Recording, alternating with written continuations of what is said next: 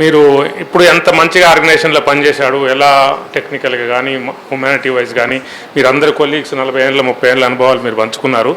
ఇవి నిజంగా మాకు తెలుసు, అంత తెలుసు అందాజగా, కానీ డీటెయిల్గా మీరు చెప్తుంటేనే తెలుస్తుంది. మాకు చాలా ఆనందంగా ఉంది ఎలా పర్ఫామ్ చేశాడు, ఎలా ఆయన క్యారియర్ని పర్సనాలిటీని ఎలా క్యారీ చేశాడు అని దాన్ని డీటెయిల్గా. మీ అసోసియేషన్ ఎక్కువ, మేము ఎప్పుడోసారి కలిసేవాళ్ళం కాబట్టి మాకు సంతోషంగా ఉంది.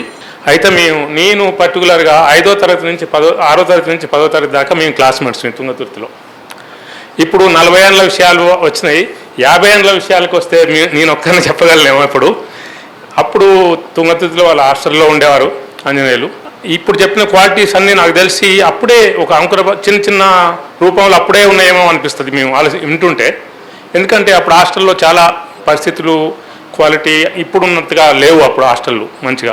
అయినా సరే ఒక్కనాడు కూడా హాస్టల్లో ఇది బాగలేదు అది బాగా కంప్లైంట్ చేసేవాడు కాదు. నేను కూడా ఆ ఊళ్ళో వేరే వాళ్ళ ఇంట్లో ఉండి చదివాను. అయితే వేరే పిల్లలు కంప్లైంట్ చేస్తే మాత్రము దాన్ని వాళ్ళ వార్డెన్ దృష్టికి తీసుకుపోయి ప్రశ్నించే తత్వం అప్పుడే ఉంది. 6-7 తరగతుల్లో వార్డెన్తో ప్రశ్నించేవాడు. ఇప్పుడు రవి గారు చెప్పినట్టుగా మెనీ విషయాలు అట్లా తడతాయి మాకు. ఆ స్కూలు ఆలోచించుకుంటే ఆ స్థితప్రజ్ఞత, ఎప్పుడైతే క్లాస్లో ఫస్ట్ వచ్చేవాడు అప్పుడప్పుడు సెకండ్ వచ్చేవాడు అట్లా ఉండేది.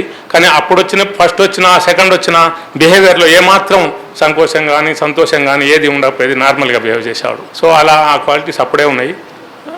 ఈ మధ్య కాలంలో మేము మధ్యలో ఇంజనీరింగ్ టైంలో కొద్ది కలిసాము. మధ్యలో నేను నా డ్యూటీ దేహరాదూన్లో నేను సైంటిస్ట్గా చేసి ఇక్కడికి 10 years బ్యాక్ వచ్చాను. కాబట్టి మళ్ళీ 10 years నుంచి అప్పుడప్పుడు కలుస్తున్నాము. అయితే ఎంత బిజీ ఉన్నా మా క్లాస్మేట్స్ది కానీ ఏదైనా చిన్న ఫంక్షన్ ఉందంటే పోదామా అంటే నేను అనుకుంటా బిజీ ఉంటుంది కదా, అట్లా అంటే సండే కదా, సరే నేను I will take some time, నువ్వు ఫ్రీ ఉంచుకో ఫస్ట్, నేను ప్లాన్ చేస్తా కానీ నువ్వు ఫ్రీ ఉంచుకో అని ముందులే అడ్వాన్స్గా 2-3 రోజుల ముందు ఒక వార్నింగ్ ఇచ్చేవాడు. నువ్వు ఫ్రీ ఉంచుకో, ఆఫ్టర్నూన్ నేను చూస్తా అనేవాడు. అట్లా అంత బిజీ షెడ్యూల్లో కూడా టైం తీసుకొని ఏదైనా అటెండ్ కావాలంటే అలా చేసేవాడు. I wish him happy healthy retirement life.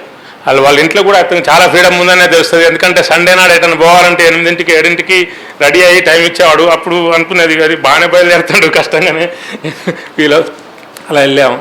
So I wish all the best and future life. మీ పిల్లల్ని కూడా ఇప్పుడు చూసాము, చాలా సంతోషం. Thank you.